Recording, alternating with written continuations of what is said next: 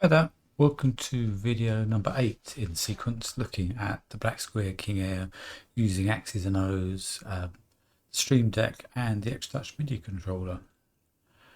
Today we're going to be looking at the overhead panel. So if we get into the cockpit and have a look at what's going on. It looks relatively complex, but actually most of it is quite a simple programming task. Basically, let's start here.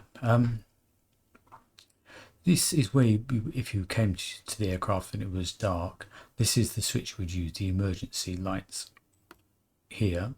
And what that does is, let's make it a little bit later in the day.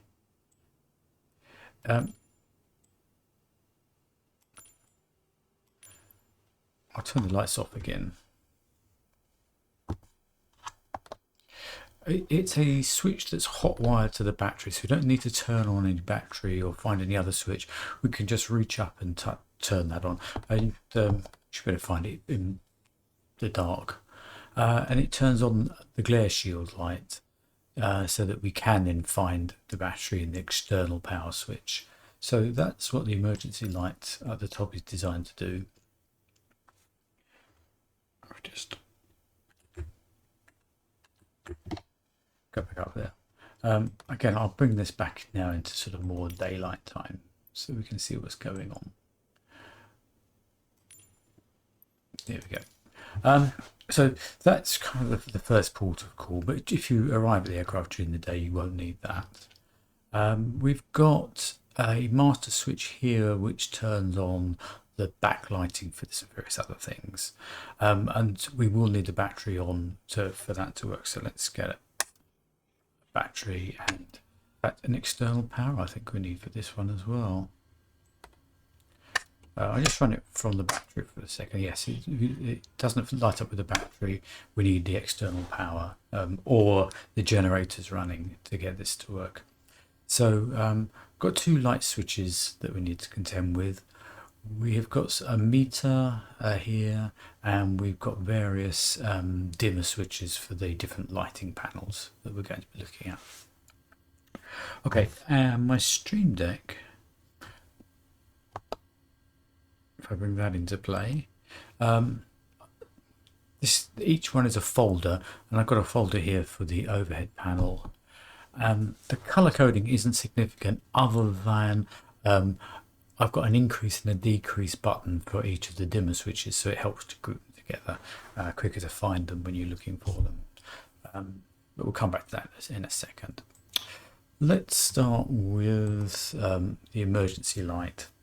So I use an event button on the Stream Deck, and it essentially acts as a toggle, and it calls this script. So it's got to connect up one bus to one circuit, and then it has to connect that circuit and turn on the glare shield lights. That's really what it's doing. It's turning on a glare shield for us, and that's just checking that if they're off, turn them on, sort of thing. That's the script. Don't worry too much about the details of it.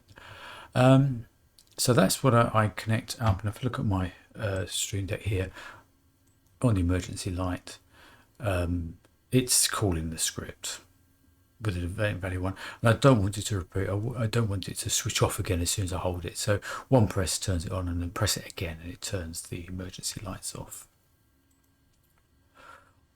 The master panel switch, that's the one that was on the left. It requires power to it to get all the connections to work. But again, it's toggles the master lights panel switch and then checks it, and if it's on, turn on the panel lights, turn on the glare shields. If not, turn everything off. It's pretty much as simple as that. So not on off, but we need the script behind it. We can't just move the button. You actually have to toggle the circuits as well. The next one along is the seatbelt sign. I'll show you where that is in the cockpit. So we've got the fasten seatbelts and no smoking sign, and that is done just by literally flipping this circuit. So as before, it reads the value. If it's a 0, make it a 1 and write in. If it's a 1, flip it back. Because I'm using a toggle button which runs an indicator on the actual button on the Stream Deck, I need to read a variable, so we read the same variable. So that's here. There's the indicator that if I press that button, you'll see it lights up or goes away. So it looks like this here. Calls that script, and down here it's checking that the value of that variable to know whether to turn that indicator on or not. So that's quite an easy one to do. Next one across is the AC volt button, and I'll show you where that is.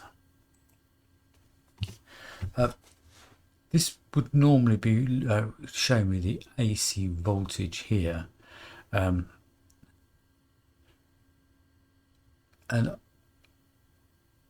I want to be able to read what's going on here. So it only works when we actually got the engines running and the inverters running, but it's a button that we hold down temporarily and then release to change the mode of this meter. So I use a button, event button. I use the key down event to send a 1 into this, which is basically saying if the meter volts mode is down. And when I let go and I release that, the key up sends a 0 to it to cancel that and knows that it's not down. So that's a quite simple one. Again, in here,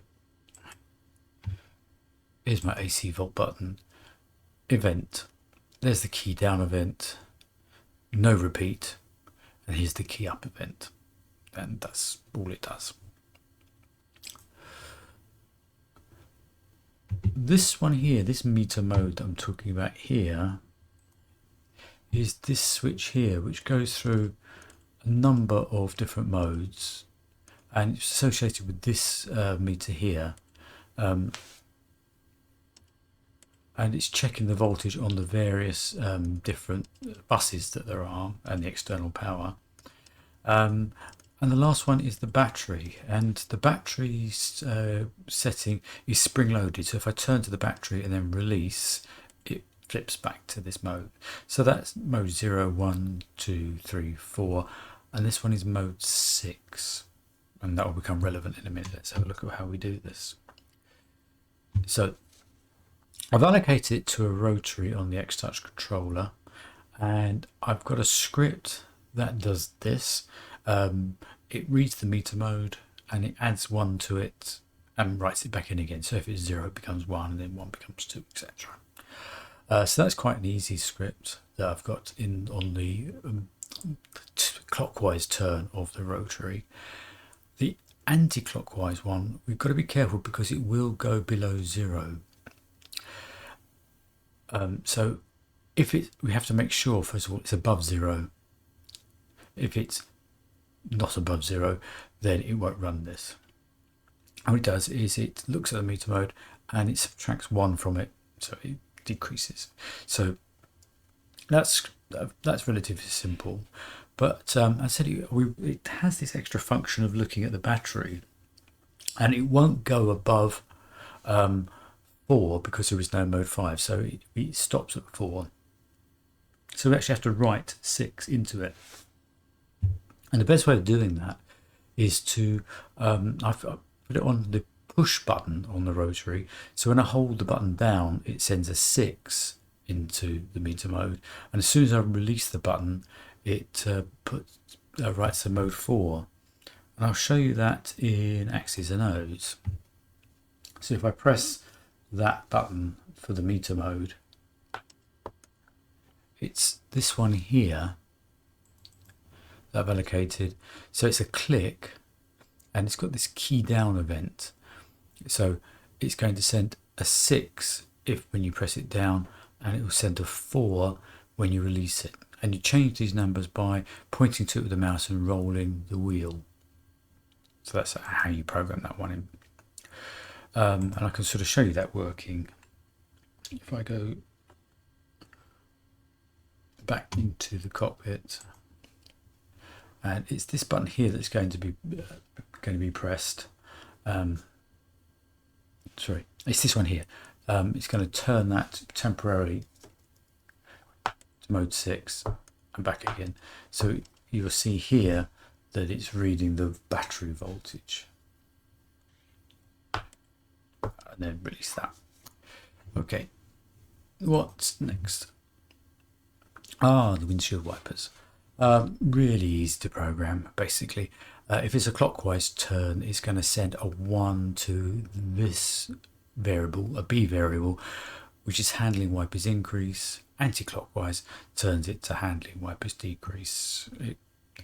Don't need anything else other than that. And I'll show you where that is and how that works. Let's get into the cockpit to start with. It's this one here. So on my wipers, when I turn clockwise on my rotor on the X touch, you see it's gone from slow to fast. Anti-clockwise takes it to off, and then park again is spring loaded. So if I just turn it towards park and then let go, it automatically comes back to the off. And that will, if you've turned the windscreen wipers off and they're halfway up the windshield, click park and it just puts them into the park position.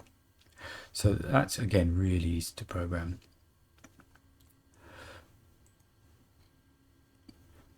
Now the floodlights. These are all these lights I'm talking about here are going to be on these various rotaries here, which go from off and change the brightness of all the different panels. So I haven't got enough rotaries. It'd be nice to program that into a rotary controller, but what I've done is I've programmed it into an increase and a decrease button because I want to use the repeat. So if I hold my finger down, it continues to brighten. And really simply, the increase one, we're writing to the B variable, lighting panel 5, power setting increase. And on this button here, we're writing the one into the decrease version of that. So that's really nice and simple to write. And in fact, nearly all of the other rotaries are exactly the same, but we are going to change the panel number that we're talking to. So pretty much all the other dimmers, except the glare shield, we can write in panel 5 for that one, panel 8 for the co-pilot, 1 for the pilot instruments, and I'll demonstrate all those to you in a minute. But that means a bit of copying, a bit of pasting, and it doesn't take long to set all those up, and it ends up looking like this. Some copy paste and a little bit of editing on the number, and we're done. So that copes with all of those. It's just the glare shield one that we need to worry about, because that doesn't use a panel. It uses glare shield. So it's glare shield 1, power setting increase and decrease. So that's it for the glare shield dimmer. We don't have to worry about on and off. It does it automatically. When you get to 0, it turns it off and turns it back on as soon as you move it clockwise. I said I'll demonstrate the actual effect of them. So I'm going to make it a little bit dimmer in the evening so you can sort of see the lights, see what's going on. So I'm going to do the pilot floodlight. So up in the ceiling here, there is a pilot floodlight just here. So I can decrease and increase that. And you'll sort of see that down here. If I increase and decrease the effect on that. Co-pilot the same on the other side. So if I turn the co-pilot light up and down, that's what that one does. Glare shield. the pilot instruments, let's decrease those. So that's here, and increase them. The engine instruments, they get dimmer and brighter. For the avionics, I need to turn on the avionics for that. And it doesn't affect the brightness of the screen here, unfortunately, but it does, I decrease the avionics, you'll see that the sort of background glow goes down and comes back up again. So not the most dramatic one, but it works. The overhead light that shines down on the pedestal, and the panels are sort of associated with these lower panels. Control that. Side panel.